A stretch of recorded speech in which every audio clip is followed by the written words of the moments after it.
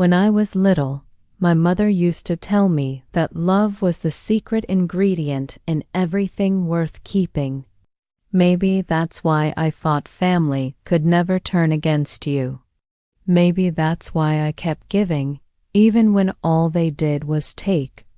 My name is Anna, and this story, it's not just about bread or cakes or sugar. It's about dreams rising from ashes and the people who tried to steal the warmth once the oven finally caught fire. I never thought my biggest heartbreak would come from the ones who shared my blood. But I guess betrayal tastes even sharper when it comes from home. It all started years ago when life was much simpler, or at least I thought it was. I was 26, working double shifts at a small cafe on the corner of our town's busiest street. The kind of cafe where you learn to smile through exhaustion because you have to. My boss, Mr. Grant, was kind but tough. He ran that place like clockwork, and I admired him for it. Every morning, before the doors opened, I would sneak a few minutes to bake something new, something that wasn't on the menu. A cinnamon loaf, a chocolate tart, a honey bun with just a little twist of lemon. I'd experiment quietly, hiding my notes under the counter whenever someone passed by. I didn't have much, but those recipes, they were mine. My small secret world of comfort and creation. At home, things weren't as warm. My parents had retired early after selling our family home to pay off my father's debts, and we all moved into a smaller apartment on the edge of town. My mother was always worrying about bills, my father mostly stayed silent, and my brother, Mark, well, he was the golden child. He never had to work hard for anything. My parents spoiled him because he was the smart one. I was just the daughter who baked. Whenever I mentioned opening my own bakery one day, my father would laugh softly and say, "Sweetheart, dreams don't pay the rent." I would nod, swallow the hurt, and go back to washing dishes. But one night, everything changed. Mr. Grant came to me after closing time, holding one of my honey buns in his hand. "You made this?" he asked, surprised. My heart nearly stopped. I nodded, bracing myself for a scolding. Instead, he smiled, a real one. "It's good. Really good. You ever think about selling these yourself?" His words lit something in me that I hadn't felt in years. Hope. I couldn't sleep that night. I lay awake imagining the smell of fresh bread in my own shop, the laughter of customers, the feeling of pride. But dreams like that cost money, and I didn't have any. For weeks I saved every tip, skipped lunch, and took extra shifts. My mother noticed I was coming home later than usual. "You're going to make yourself sick," she said one night, her voice tired but soft. I smiled, kissed her forehead, and said, "I'll be fine, Mom. One day you'll see. I'll build something that makes you proud." She didn't answer. Maybe she didn't believe me.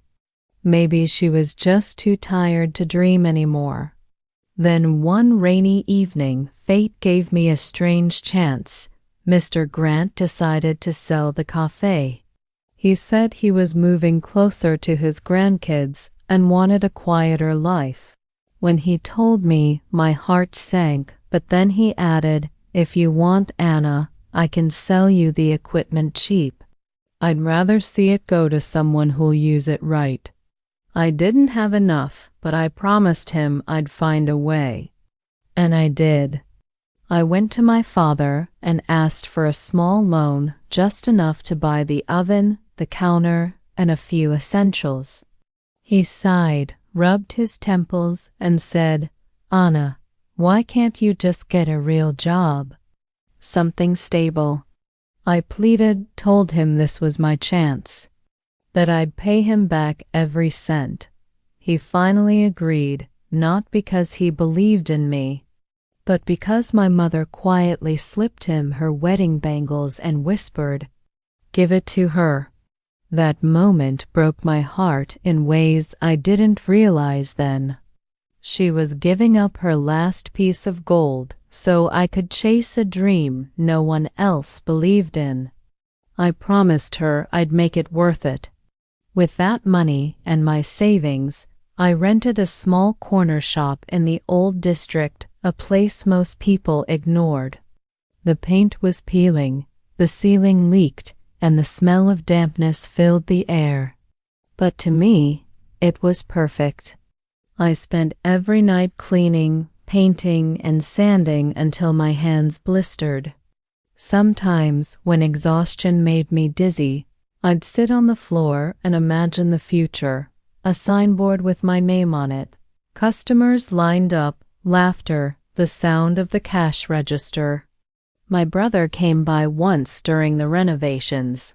He looked around and smirked. "You really think people will come here? It's a dump, Anna. You should have just given that money to Dad. He could have used it."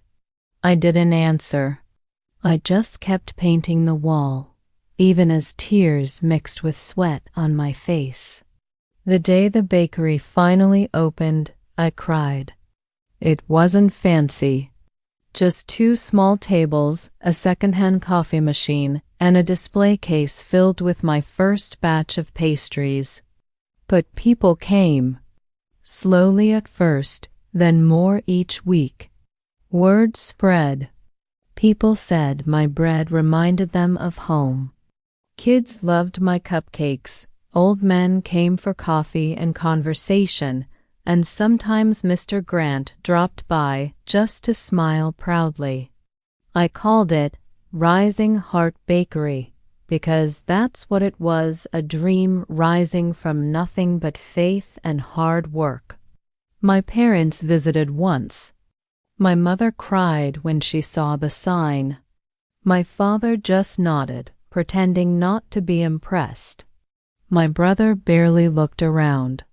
"Not bad," he said, "but don't expect it to last. Businesses like this never do." I smiled because for once I didn't need his approval. I had customers, laughter, and the sweet smell of success filling every corner of my little shop. But what I didn't know then was that the same people who once doubted me would soon circle back. Not to congratulate me, but to take everything I built. The months that followed felt like a dream I never wanted to wake up from. My bakery became the heartbeat of that little street. Mornings began with the sound of my oven humming, the smell of caramel and vanilla filling the air, and a soft golden light slipping through the window as I arranged loaves in the display. Every day I woke up tired but grateful.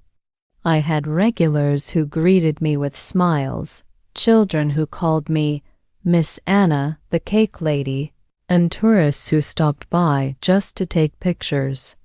Sometimes I caught myself standing behind the counter, tears in my eyes, whispering, "You did it."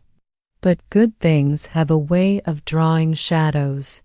My brother, Mark, started visiting more often. At first, it seemed innocent. He'd come by, grab a coffee, chat a little. "Wow, business seems good," he'd say, looking around. "Must be nice to finally make some real money." I'd laugh it off, not thinking much of it. Then he started dropping comments like, "Maybe Dad should get a share since he helped you start this," or "We're family." Anna, family businesses should benefit everyone. I didn't like where his tone was heading, but I stayed calm. I told him gently, "Mark, I'm still paying off the loan I owe Dad. I'll give him more once things stabilize. But this bakery, it's my work. Every late night, every recipe, it's mine." He shrugged and smiled that sly little smile that always made me uneasy. Of course, sis. Just saying you wouldn't want people thinking you forgot where you came from. That night, I went home and found my father sitting in the living room watching TV. My mother was quietly sewing by his side. When I greeted them, my father didn't look up right away. Then he said, "Mark tells me you've been doing well. Maybe it's time you help us a little." I froze. "Help? How?" I asked carefully. He muted the TV.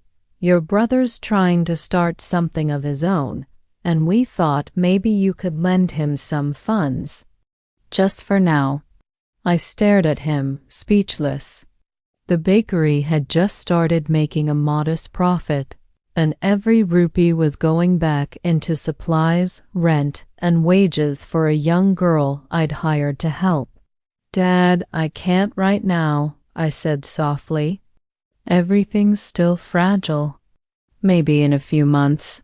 He sighed, disappointment heavy in his voice. "So you've become selfish now, huh? Forgot the people who supported you."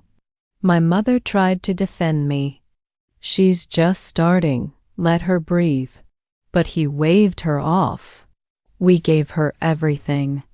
And now she can't even help her brother?"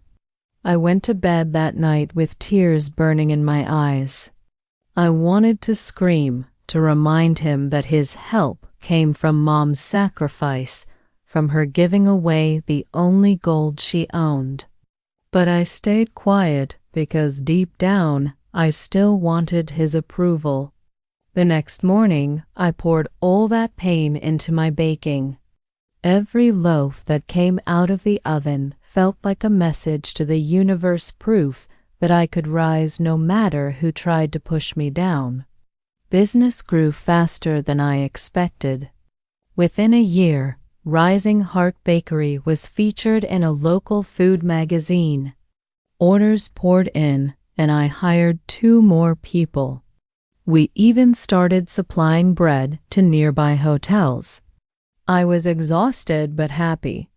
I wanted to share that joy with my family, so one evening, I invited them all for dinner at the bakery. I decorated the place with candles, cooked a full meal, and had my staff take the night off.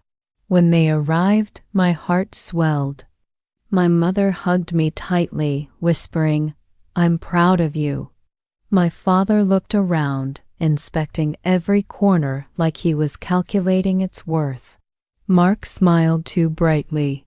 We sat, ate, laughed a little until dessert came. That's when everything shifted. My father leaned back in his chair and said, "So, I've been thinking. It's time to make this bakery a proper family business." My fork froze midway. "What do you mean?" I asked. He looked straight at me. "You can put it under the family name. We'll manage it together. Mark's good with finances, I'll handle the paperwork, and you just keep doing what you do best, bake." My heart sank. "Dad, this is my bakery. I built it from scratch. Why would I hand it over?" His face hardened. "Because we helped you start it. Because it's the right thing to do." Mark jumped in quickly. "It's not about control, Anna. It's about unity. You're making good money, and we all deserve to share in that success. We're family."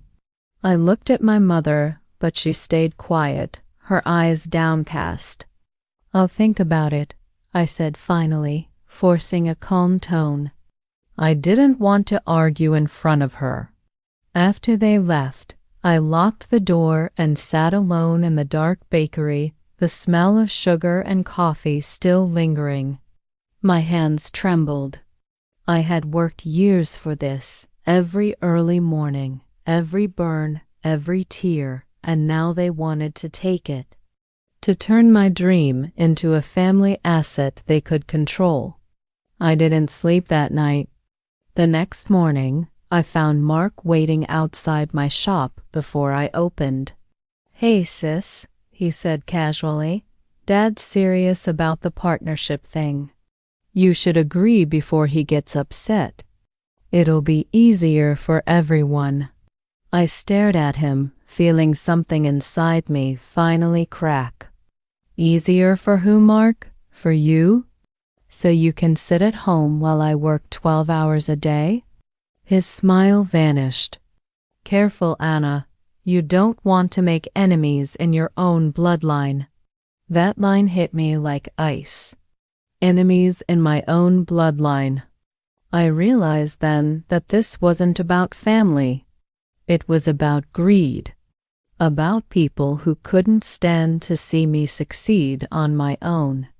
I promised myself I wouldn't let them take what I built. But I had no idea how far they'd go to try. The days after that conversation felt heavier than usual, like the air itself carried warning signs I refused to read. My brother stopped pretending to be kind. His visits turned into inspections. He'd walk in, stand by the counter, and ask questions that didn't feel like curiosity anymore. "How much do you make on an average day? What's your profit margin? Who handles your supplies?" It was as if he was preparing for something, calculating, waiting. My father stopped visiting altogether, but I'd hear from neighbors that he was telling people about our family bakery. The words burned. I wanted to correct them, to tell the world the truth, but I didn't want drama. I kept my focus on the work, telling myself success would speak louder than gossip. I was wrong. One morning, about 3 weeks later, I received an envelope. It looked official, with a government stamp on it. My hands shook as I opened it. It was a notice from the local council, a claim of ownership dispute filed by none other than my father. I remember sitting down on the bakery floor, the paper trembling in my hands, my heart pounding so hard I could barely breathe. He had filed to have the property and business listed under the family name, claiming I was just managing it. He even attached a statement saying the bakery had been funded and supported by the family as a joint venture. It was like a dagger between my ribs. I went straight home that evening, stormed into the living room, and threw the papers on the table. "What is this?" I demanded. My father didn't even look guilty. He just leaned back and said calmly, "It's what's fair. You wouldn't be here without us. The bakery belongs to the family." My mother's hands trembled as she reached for the papers. "John, this isn't right," she whispered. But he ignored her. Mark stood beside him, arms crossed, a smug little grin on his face. "Don't overreact, Anna. We're just formalizing what's already true. You don't want to fight your own family, do you?" My throat felt dry. I worked for this. I built every brick of that bakery. You didn't spend a single night cleaning that place. You didn't feel your fingers burn in the oven. You didn't stay up crying when sales were low. And now you want to take it? My father's voice was cold. "Don't make this about emotions. We're protecting what's ours." I turned to my mother. "Say something." Tears slid down her face, but she stayed silent. That silence broke me more than their betrayal. I left that house shaking, barely able to drive. For days, I didn't know what to do. I felt trapped because they were my family and because I didn't have enough money to fight a legal battle. My staff noticed something was wrong. My assistant Nora finally asked one morning, "Are you okay, Anna? You've been so quiet lately." I smiled weakly. "Just family stuff?" She gave me a sympathetic look. Family can hurt worse than strangers sometimes. I didn't answer, but her words stuck in my head. A week later, things escalated. Mark showed up again, this time with two men I didn't know. They were dressed formally, and one of them introduced himself as a consultant hired to evaluate the bakery's worth. I told them to leave. Mark didn't flinch. "This is happening whether you like it or not." Dad's serious now. I felt cornered, small, powerless. That night, I sat in the empty bakery after closing, staring at the oven's dying glow. My dream, the one thing that gave me purpose, was slipping away, and the people trying to steal it were the same ones who once promised to love me. I couldn't stop crying. Then something unexpected happened. Mr. Grant, my old boss, walked in. He had just returned from visiting his daughter abroad and stopped by to see me. He took one look at me and said, "What happened?" I broke down and told him everything. He listened quietly, then leaned back and said, "You have two choices. Let them destroy you, or remind them who built the fire they're trying to sit by." His words lit something in me. The fear turned into resolve. "But I don't have the money for lawyers," I said. He smiled faintly. "You have friends, don't you?" That's when I realized over the years I hadn't just built a bakery. I had built a community. The people who came every day, the ones who believed in me, who cheered me on, they were my strength now. The next day, I started gathering everything: receipts, loan records, rent agreements, even old photos from when I was renovating. I made copies, highlighted dates, and built my case piece by piece. Mr. Grant introduced me to his nephew, a young lawyer who agreed to help me at a minimal fee. For the first time in weeks, I felt like I wasn't alone. When my father got the legal notice in return, he showed up at the bakery, furious. "How dare you?" he shouted. "You drag your own family to court?" My hands were shaking, but my voice stayed calm. "You dragged me first." He glared at me, his face red with anger.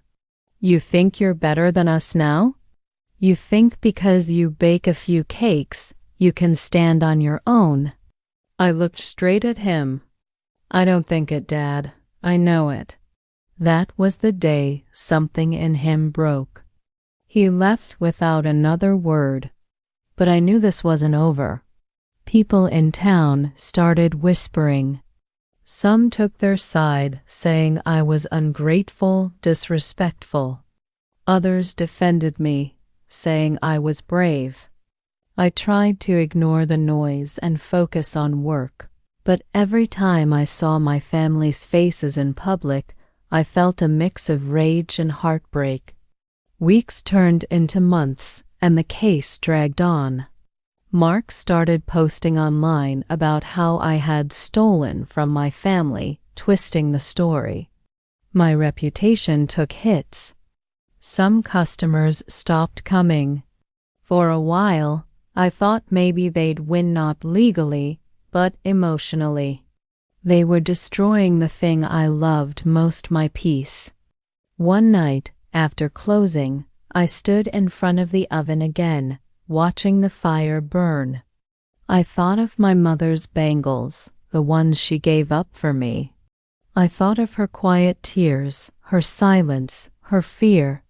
That's when I made a promise to myself, to her, to every woman who'd ever been told she couldn't do something alone. I would not give up. They could take my name, my peace, my comfort, but not my will. not my dream. The next few weeks became a blur of exhaustion and quiet determination. Every morning I opened the bakery with a smile that didn't quite reach my eyes, pretending everything was normal. I baked like my life depended on it because in some strange way it did. The smell of fresh bread and sugar was the only thing that reminded me I still had control over something. The lawsuit loomed over me like a storm cloud, but I refused to let it drown me. My lawyer, Daniel, Mr. Grant's nephew, worked tirelessly to gather evidence. He was calm and focused, the kind of person who believed in fairness even when the world didn't. He told me one evening after a long meeting, "They're counting on you to break emotionally. Don't give them that satisfaction." His words stuck to me like armor. My customers noticed I had grown thinner, quieter. Nora would sometimes touch my shoulder and say, "You're not alone, Anna. We're all rooting for you." Their support kept me going. But behind every smile I gave, there was an ache that wouldn't go away. My father and brother didn't stop. They started showing up at public events, speaking to local business owners, telling anyone who would listen that I had turned greedy, that I was cutting my family out of something they had built together. The worst part was the look people gave me afterward, pity mixed with doubt. I wanted to scream the truth, but I knew anger would only make me look worse. So I kept silent, even when it burned. The case finally reached its first hearing. I remember walking into that courtroom, my hands trembling, my heart pounding so loudly I could hear it echo inside me. My father sat on the other side, expressionless. Mark smirked, confident as ever. My mother wasn't there. I tried not to think about why. Daniel whispered to me, "Just tell the truth. That's all you need to do." When the judge asked me to explain how the bakery began, I told everything: the long hours, the borrowed money, my mother's sacrifice. When I mentioned her bangles, my voice cracked, but I didn't stop. I showed receipts, rent agreements, even photos from my early renovation days. Daniel presented the proof that all payments, from lease to equipment, had been made under my name alone. My father's lawyer argued that the initial funds had come from a family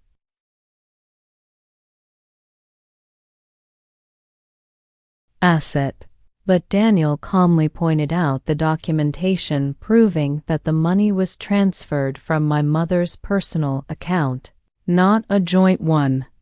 There was a long silence in the room when that fact came out. My father's expression changed for the first time.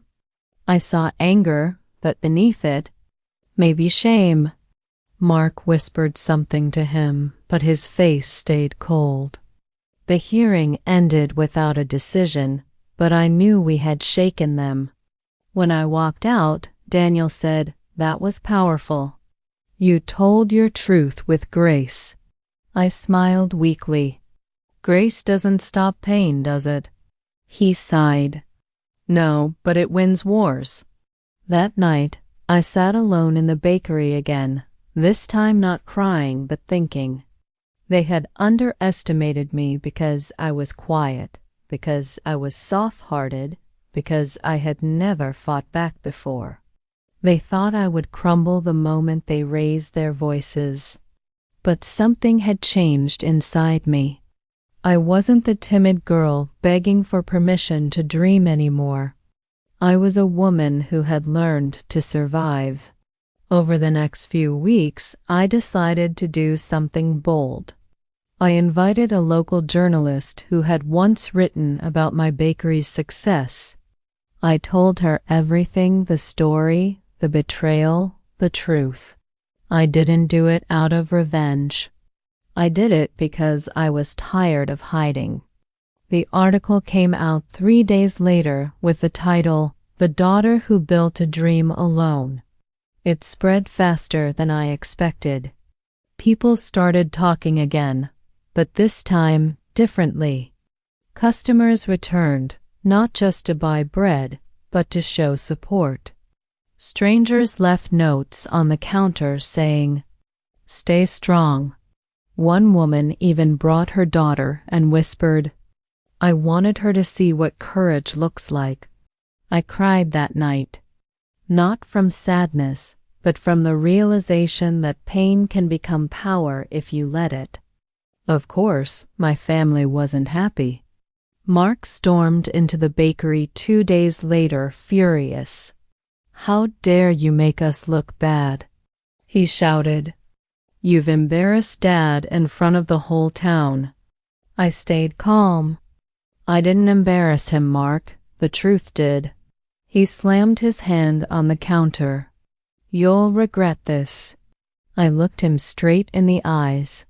"No, you will. Because the more you lie, the more people see who you really are." For a moment, his confidence cracked. He left without another word. That was the last time I saw him for weeks. My mother came one night quietly, without warning. I was closing the bakery when I heard the doorbell ring. She stood there, looking smaller than I remembered. Her eyes were red. "Can we talk?" she asked softly. I nodded. We sat at a corner table, the lights dim. She looked around at the place, touching the wooden counter gently. "You did all this yourself," she whispered. "I should have defended you." "I'm sorry." I took her hand, tears welling up. "You don't have to apologize, Mom. You were scared." "I understand." She shook her head. "No, Anna, fear doesn't excuse silence." She opened her purse and placed something on the table, her wedding ring. "I sold the bangles for your dream. I want you to keep this too. It's the only thing I have left to give." I held her hand tightly. "You've already given me everything I needed, the belief that I could do this." We both cried quietly, surrounded by the soft hum of the ovens. That moment gave me strength I didn't know I had. From then on, I decided this fight wasn't just about saving my bakery. It was about reclaiming my worth. They could try to take the name, the building, the money, but they would never take the story of how it began. The fire that burned in my heart was one they couldn't control. The weeks following my mother's visit felt different. There was still tension, still fear, but something inside me had shifted. I wasn't just surviving anymore. I was fighting with quiet, relentless strength. The bakery felt alive again, filled with warmth, laughter, and the comforting sound of customers' chatter. Every loaf that came out of the oven felt like a victory, a small rebellion against those who tried to break me. But deep down, I knew the real battle wasn't over yet. The court date for the final hearing was approaching. My father and brother had gone silent publicly, but I knew that silence meant plotting. They were waiting for their moment, something that would turn the tide. And they found it, or at least they thought they did. One morning, I walked into the bakery and found a notice stuck to my door. It claimed a pending inspection for health code violations. My stomach dropped. I knew immediately where it came from. No random inspection happens out of nowhere, not after months of spotless records. Someone had filed a complaint. I called the department, and the woman on the line confirmed that an anonymous report had been made about unsanitary conditions in my kitchen. I wanted to scream. I cleaned that place daily. Every corner shined. It was a lie, a trick to damage my credibility before the hearing.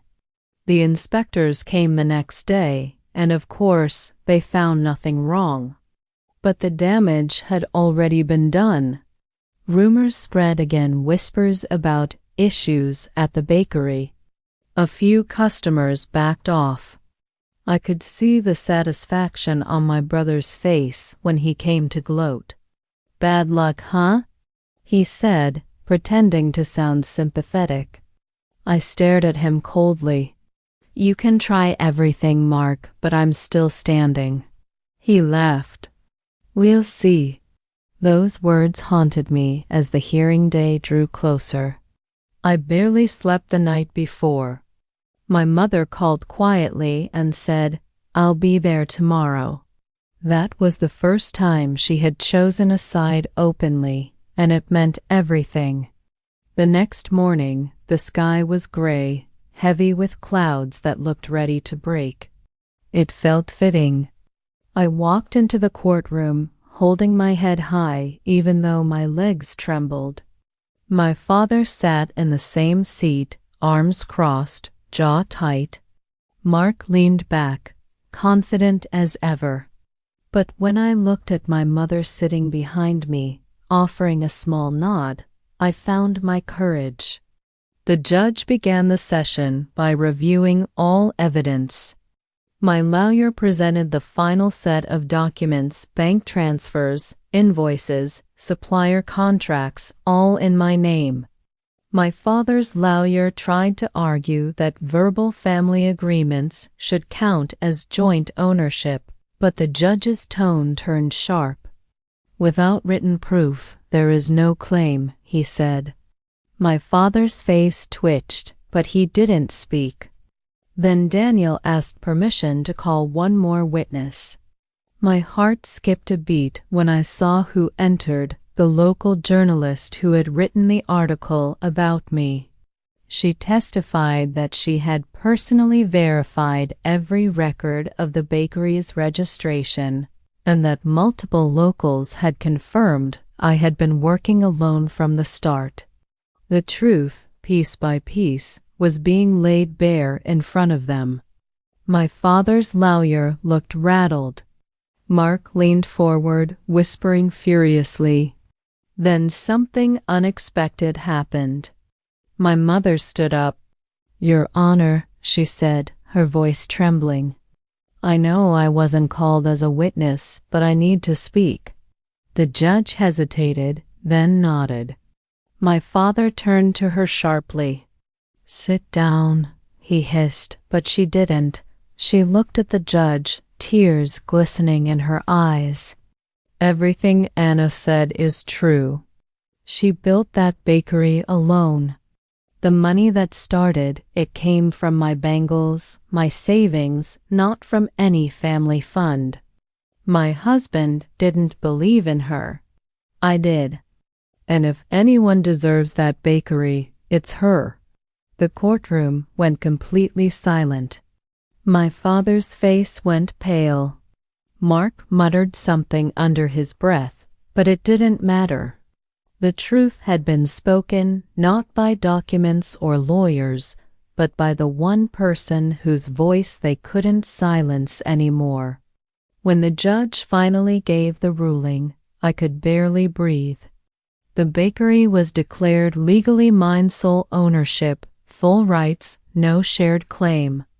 My father's attempt to register it under the family name was deemed invalid. The words echoed in my mind like music. It was over. I won.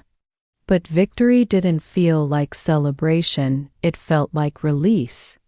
My father stood up and walked out without looking at me. Mark followed him, muttering curses under his breath. My mother hugged me tightly, crying into my shoulder. "I'm sorry for everything," she whispered.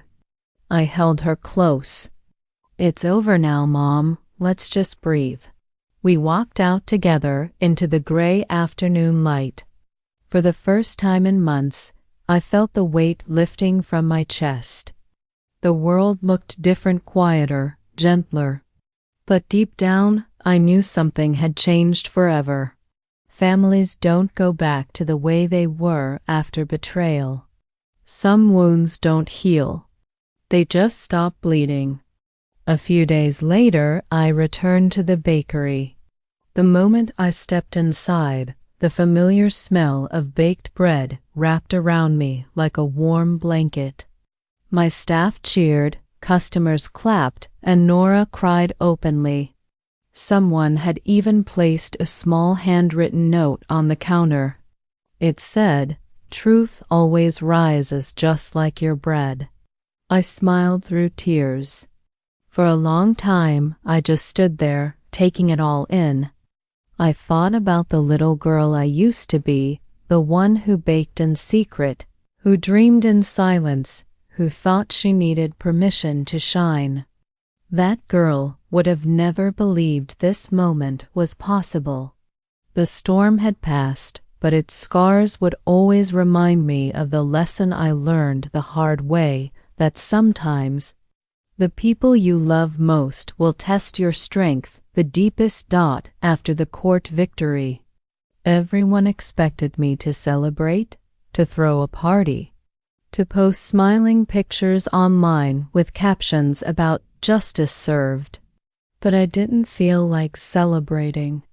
I felt empty, like I had run a marathon barefoot on broken glass. The bakery was mine, yes, but so much of me had been torn apart in the fight to protect it. I had lost my father, my brother, and a part of my innocence in the process. That night, I sat alone at one of the bakery tables after closing time. The lights were dim, the air smelled of vanilla and flour, and outside the rain tapped gently against the window. I looked at the keys to the shop lying on the